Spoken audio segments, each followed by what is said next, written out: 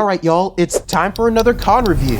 So last week I attended furry convention number 4 for me this year, Texas Furry Fiesta in Dallas, Texas. I was really looking forward to this one because I've never been before, and as someone who likes large cons, TFF will probably be the largest new con that I go to this year. So there was a lot to look forward to when preparing to attend this convention, but at the same time, there was a lot to be concerned about as well. Even though I like large cons, they do have their drawbacks, and the biggest one for me is not being able to see people for more than a short period of time. I always look forward to meeting as many people as possible at cons, but when cons get to a certain point in size, that meeting may be the first and the last time that I see them. And that's especially frustrating when your friends that you don't see all that often decide to come to the same con, which tends to happen at the larger ones. So after looking at the stats and realizing that TFF was the 4th largest con in the world, managing this con was something that I knew was going to be a challenge. But that's part of the fun of a new con, and after thinking about how the entire weekend ended up going, I have a pretty good idea of how things ended up being managed overall, especially from the perspective of someone who is not new to cons, but certainly new to this one. So let's get into the details and see if we can answer our big question. Should you go to Texas Furry Fiesta? Let me explain.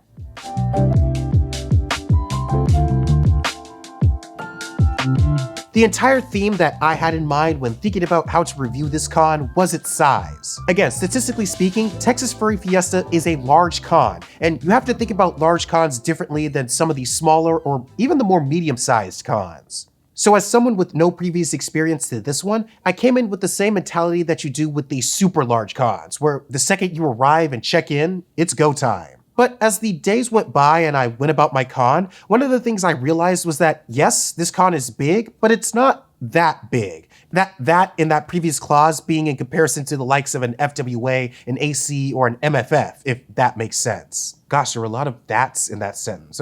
There's another one right there. In fact, if there was one positive takeaway that I have from TFF this year, is that yes, it was crowded, but it never felt packed. At some of the larger cons, especially on a busy day like a Friday night or a Saturday, you literally have to wade through the crowds of people and fursuiters who are out and about, which can be a really fun way to meet a lot of people in a short period of time, but if you're trying to get somewhere, it can definitely slow you up. But at TFF, it never got to that point for me. Sure, it was crowded, I don't want to understate that, but it was never enough to overwhelm the physical space that the convention was in. And that fact has a couple of really nice side effects that not all cons this size end up getting to enjoy. First of all, when there were lines for the bigger events, they were pretty well managed, and when they started to move, they were actually moving. I'm sure that's a testament to TFF's crowd control team, but the fact that they were able to control the crowd itself is just as notable. Things like registration, the dance competition, and getting into the dealer's den on the first day all had lines, but you never got stuck in them and got through them eventually once things started to open up. There was only one line where that wasn't the case, but we'll get into that later. The other nice side effect that the crowded but not insanely packed con size had was that you could actually see people more than once and spend time hanging out with them. This was great for me personally, since there were a lot of people that I met there for the first time, and I was able to actually have a decent conversation with them before moving on to the next person. And I really can't stress enough how great it was to not have to worry if seeing someone for the first time was also going to be the last, especially on the con floor. In fact, I had a really fun example of experiencing this in real time.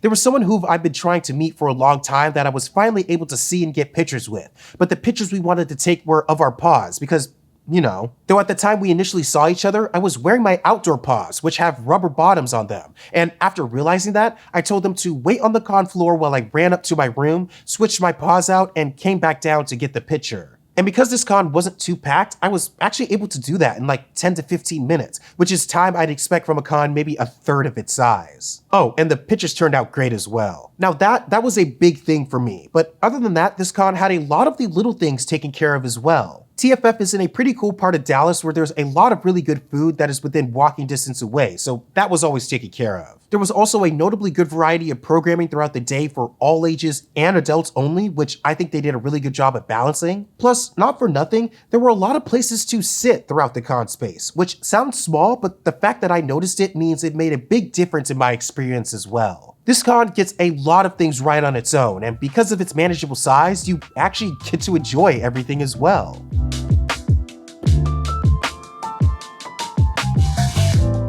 Now, make no mistake, this convention wasn't perfect, no con is, but some things were persistent throughout the weekend that really kept the experience of this con going from great to fantastic. And the biggest aspect of this con that kept it from getting to that next level for me was the heat. Now, that may be surprising to hear coming from me, someone who prides themselves on their high heat tolerance. And while I do have a high heat tolerance, that doesn't mean everyone else does too, and it got to a point where I could tell that the heat was taken away from the enjoyment of a lot of my friends who were also at the con. Now, it's one thing if it's hot outside, which it definitely was. It was in the mid to high 80s the entire weekend. But outside is its own environment, and you kind of know what you're getting into if you see that as the temperature, especially if you're out shooting. What was frustrating about the heat at TFF this year was it permeated inside into the convention space and just kind of stayed there. Most cons do a decent job at indoor temperature control, and a lot of that has to do with the space of the environment that they're in and trying to control. However, I think one of the downsides of TFF being crowded, not packed, but still crowded,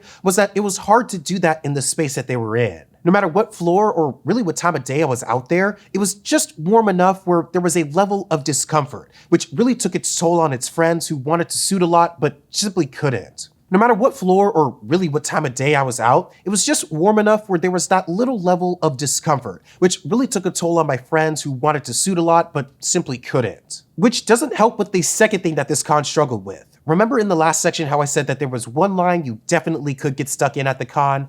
Well, I'm sure many of you have guessed, but it was the elevator lines. Though not all of the elevator lines. You see, the Sheraton Dallas, where the con is located, does this thing that a lot of high-rises do where they dedicate a bank of elevators to certain sections of the building. So the rooms were separated into North Tower, Central Tower, and South Tower, and there were banks of elevators per section of the floors per tower, which on its own is confusing if you're not used to that layout. Now, the North and the South Towers, they were great. There was hardly any lines to get into your room. But if you were stuck in the Central Tower, you were waiting a good amount of time to get to and from your room. Now, I don't want to give TFF too much flack for not being the one con that is cracked elevator con. I don't think any con at any decent size has, but it is something worth noting. And of course, there were a couple of other smaller things that I wish I could have done personally at the con, like a fursuit photo and a parade. Now again, I get it, there are enough fursuiters these days where doing those things is a logistical nightmare, and if you don't have the staff willing to handle that, I totally understand cutting it from programming. That doesn't make it any less sad for me though. However, maybe that was for the best this year just due to, again, how warm it was throughout the convention.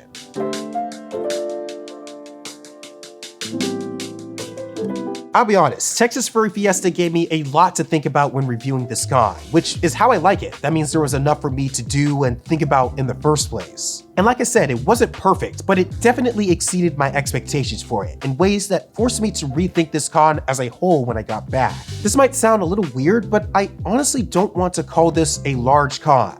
I mean, objectively it is. It's the 4th largest con in the world at the time of this recording, but it doesn't feel that way in the same way that cons that are bigger than it definitely do feel that way. And I think I'm coming to that conclusion because TFF got all the little things right that larger cons tend to struggle with. First of all, it's pretty easy to get to, especially if you're flying, since you have 2 fully fledged airports to choose from. Also, getting a hotel room wasn't a big deal either. The available rooms didn't sell out in minutes, and while I don't suggest taking your time with making that decision if you do know you're going, if you were still on the fence about it, you had some time to pick a room if you decided you wanted to go for it later. And I can't stress enough how refreshing it was to go to a larger con, but to be able to see old friends, meet new ones, that hang out with cool people more than once and not feel like I was getting pulled in a bunch of different directions all at the same time. In short, it was honestly the perfectly sized con for me, and while it did grow by a healthy amount this year, I think it will stay at that perfect size for at least a few more years.